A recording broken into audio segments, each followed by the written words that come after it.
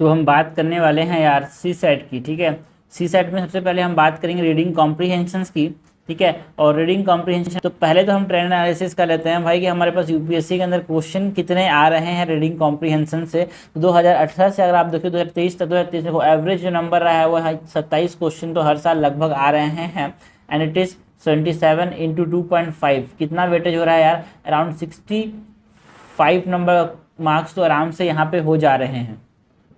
ठीक है, सो आप समझ सकते हो यार, अराउंड 65 नहीं भाई, ये 62.5 तो ऐसे हो जा रहा है, +5 कितना हो रहा है 67.5। 67.5 मतलब समझना, आप रीडिंग कॉम्प्रिहेंशन के आपने हर क्वेश्चन सही कर दिए तो आपका ऐसे ही क्वालिफाई हो जाएगा यार। आपको याद रखना हमारे पास सी सेट में कॉन्सेप्ट होता है यार कि सारे क्वेश्चन नहीं करने होते हैं ना, है ना। आपको हर क्वेश्चन सही नहीं करना, you have to just qualify this range of 66। ठीक है, तो उसके लिए आपको कैसे भी करके आसान आसान क्वेश्चन जो कि कम समय में आसानी से सॉल्व हो जाए वो आपको करने होंगे। और उसमें आपको समझना रीडिंग कॉम्प्रिहेंशन के अंदर आंसर आपके पेपर में ही दिया हुआ है जिसमें से आपको छांटना है।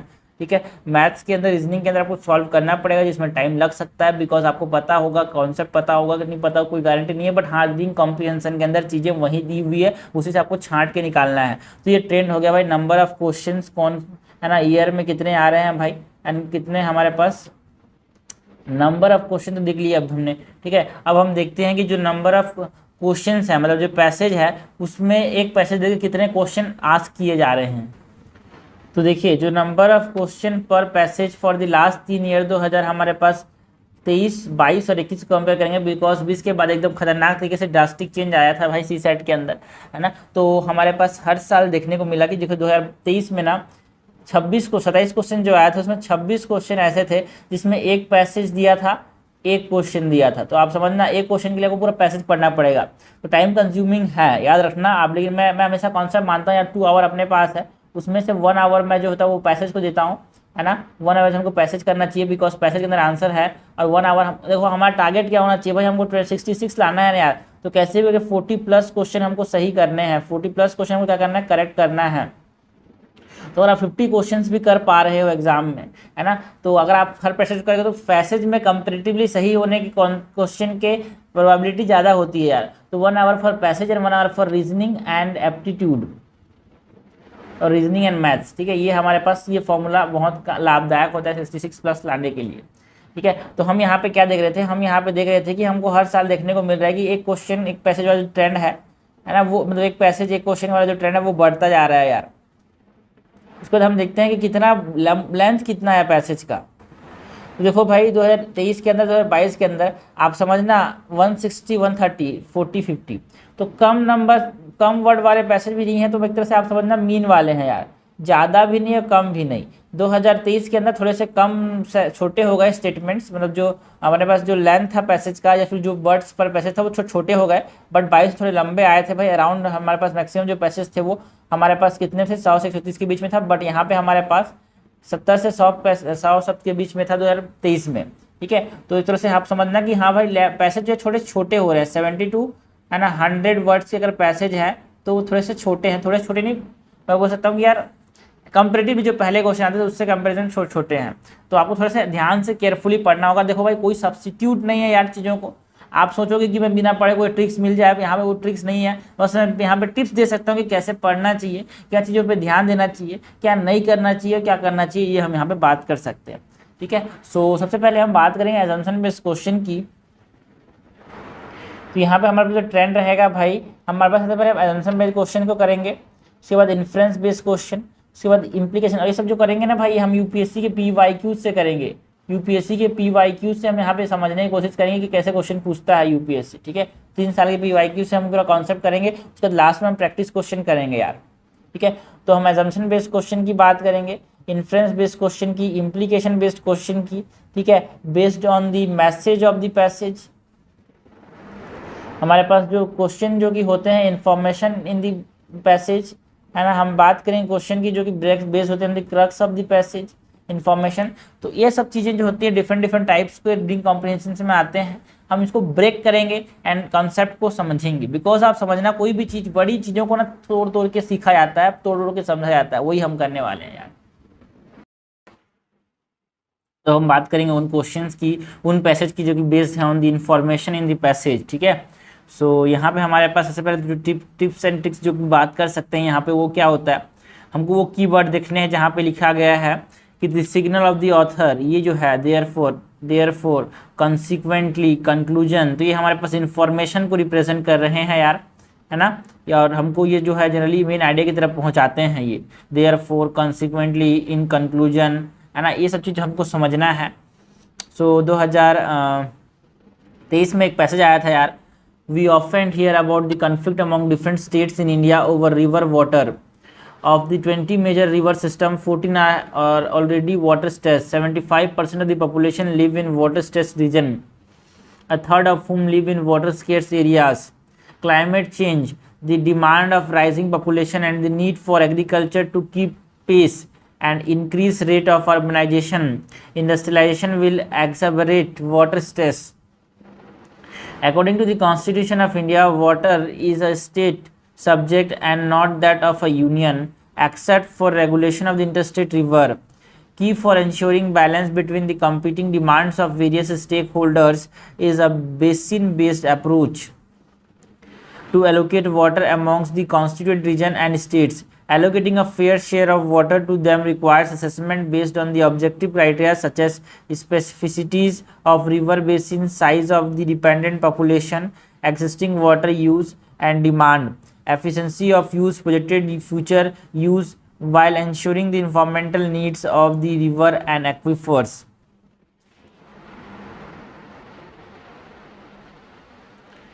Which one of the following statement best reflect the most rational, practical and immediate action required to ensure fair and equitable allocation of water to different stakeholders? तो यहाँ पे जो क्वेश्चन है it is based on the information, जो information दिया है ना हमसे पूछा गया है रिक्वायर्ड टू इंश्योर कौन सा एक्शन ले सकते हैं for allocation of water resource.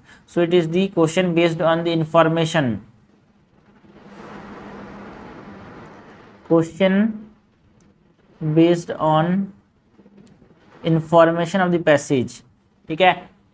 So a national pragmatic legal and policy framework for water allocation should be made, बिल्कुल सही बात है, ये सही लग रहा है यार, ठीक है। चारों स्टेटमेंट पढ़ के हमको करना है। All river system of the country should be linked and huge aquifers are created, गलत है, ऑल देखो extreme words. Water channel between regions of the water surplus and regions of water deficit should be created, मतलब interlinking करना चाहिए, interlinking करना ही चाहिए बोल रहा है तो गलत बात है यार। To mitigate water crisis, water demand of sector such as agriculture industry should be reduce, क्या वाटर डिमांड कम कर दोगे एग्रीकल्चर इंडस्ट्री में? ना, तो ये भी गलत हो गया। तो हमारे पास करेक्ट क्या हो जाता है, करेक्ट हो जाता है ए, यानी जैसे मोस्ट सेंट्रल आइडिया को समझा रहा है ना, most pragmatic legal and policy framework करना है जिससे हम वाटर को एलोकेट कर पाएँ।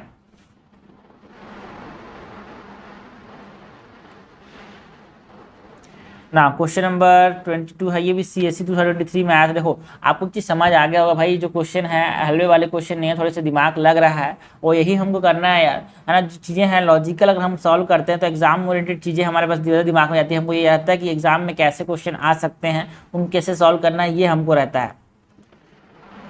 The last end of the state is not to dominate man, not to restrain them for or by fear, rather it is so to free each man from fear that he may live and act with full security and without injury to himself or his neighborhood.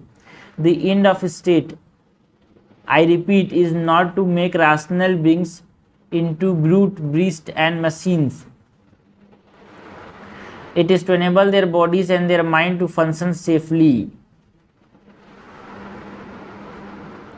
It is to lead man to live by and to exercise a free reason that they may not waste their strength to hatred, anger, guilt or act unfairly toward one another. ठीक है, तो ये हमसे कुछ passage में दिया हुआ है, उसके हमसे क्या पूछा गया, based on the above passage which one of the following term express the ultimate goal of the state, है ना। इसमें अल्टीमेट गोल क्या को बता रहा है भाई इस क्वेश्चन में, तो हमारे पास एक चीज़ को समझना, इट इज़ पर्सनल सेफ्टी, ना health of the body mind, communal harmony, ना लिबर्टी। लिबर्टी का मतलब क्या होता है ना, लिबर्टी का मतलब क्या होता है, आप अपने जो कॉन्सेप्ट है ना, अपना जो नॉलेज है उससे भी आप समझ सकते हो, बिकॉज ये जो है ना लिबर्टी वो फ्रीडम हमको एम्फेसिस करता है freedom from fear, restraint and irrational, जो मल्टीपल इरेशनलिटी है उससे हमको ये फ्री करता है, एक फंडामेंटल आइडिया को बता रहा है भाई, क्योंकि हमको सिक्योरिटी प्रोवाइड करता है ना। तो ये हमारे पास थोड़ा सा आसान क्वेश्चन था यार।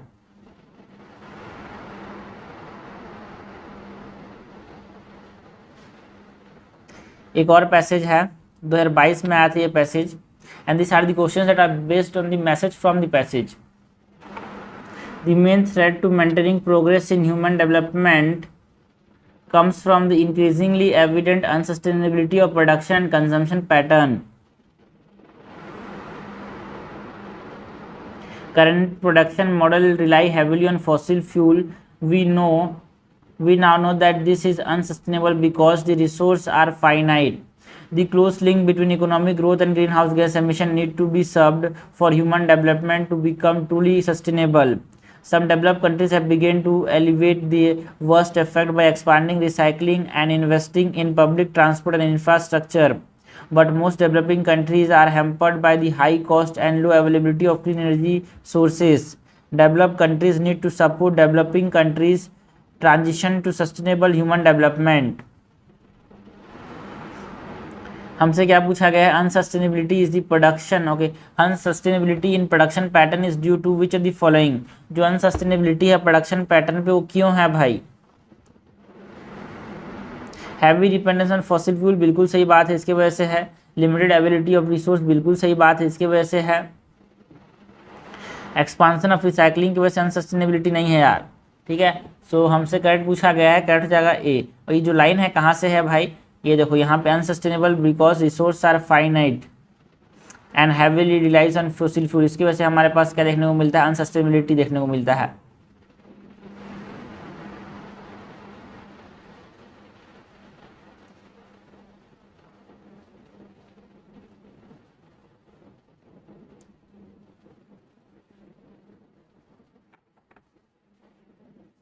Poverty line is quite unsatisfactorily. Poverty line is quite unsatisfactorily when it comes to grasping the extent of poverty in India.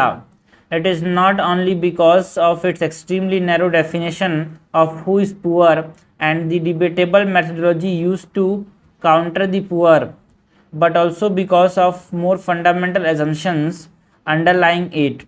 It exclusively relies on the notion of poverty as insufficient income or insufficient purchasing power. One can better categorize it by calling it income poverty. If poverty is ultimately about deprivation affecting human well-being, then income poverty is only one aspect. Poverty of a life, in our view, lies not merely in the impoverished state in which the persons actually live, but also in the lack of real opportunities given by the social constraint as well as a personal circumstances to choose other type of living. Even the relevance of low income, meager possession and other aspect of what are standardly seen as economic poverty relate ultimately to their role in curtailing capabilities, that is their role in severely restricting the choice people have to lead variable and valued life। 2022 के CSC में सी set में आया था ये। हमसे क्या पूछा गया है, विच और why is the methodology adopted in India to count poor debatable. जो हम लोग मैथडोलॉजी इस्तेमाल करते हैं इंडिया के अंदर पुअर को नापने के लिए, वो डिबेटेबल क्यों है ये हमसे पूछा गया। मोस्ट लॉजिकल हमको समझना है, तो आप ध्यान से पढ़ोगे धीरे धीरे तो आपको समझ आने लगेगा, आपको जो सही लगेगा वहाँ पे आपको दिमाग खनक जाएगा। There is some confusion regarding what should constitute the poverty line. कहाँ पे कन्फ्यूजन है, कहाँ पे कन्फ्यूजन है? थोड़ा सा एक तो वेग आंसर बता रहा है यार, कन्फ्यूजन हो जाएगा। कैसे कन्फ्यूजन हो जाएगा भाई? There is wide diversity in the condition of rural and urban poor. रुक सकते हैं इसके ऊपर। There is no uniform global standard for measuring income poverty. ऐसा नहीं है भाई। It is based on the proposition of poverty as meagre income and buying capacity. बिल्कुल सही बात है यार, जो पोवर्टी अभी बेस्ड है वो किसके ऊपर, जस्ट इनकम के ऊपर बेस्ड है। इसीलिए हमारे पास डिबेटेबल है कि यार सिर्फ पैसा ना होना इस गरीबी ये है क्या कि वो जिंदगी वो जो चाह रहा है वो कर नहीं पा रहा है, वो भी एक गरीबी ही है यार। ये बाकी टिप्स एंड ट्रिक्स आप देख ही सकते हो यार। मेन पॉइंट को हमको समझना है ना, प्राइमरी ऑब्जेक्शन को समझना है, धीरे धीरे पढ़ना है ना।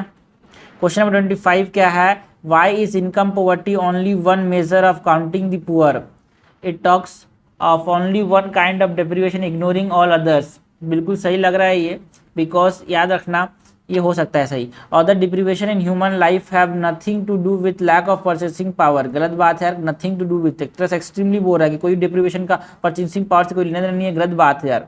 Income poverty is not a permanent condition, it changes from time to time, कहीं भी बताया नहीं गया ऐसे। Income poverty restrict human choice only at the point of time, ये भी गलत है। तो यहाँ पे हमारे पास सबसे बेस्ट आंसर जो होगा, सबसे करेक्ट आंसर जो होगा, it talks about only one kind of deprivation, जो इनकम पॉवर्टी है उसी पर सिर्फ पैसा की कमी को बताता है यार, अदर काइंड्स को ध्यान नहीं देता, इसीलिए एक तरह से हमारे पास only one major of counting poverty है ये। ओके, तो ये हमने क्वेश्चन देखिए इन्फ्रेंस, मतलब ये क्वेश्चन देखिए जो कि क्वेश्चन थे that is based on the information from the passage. इसके बाद हम देखेंगे है ना question which are based on the crux of the passage.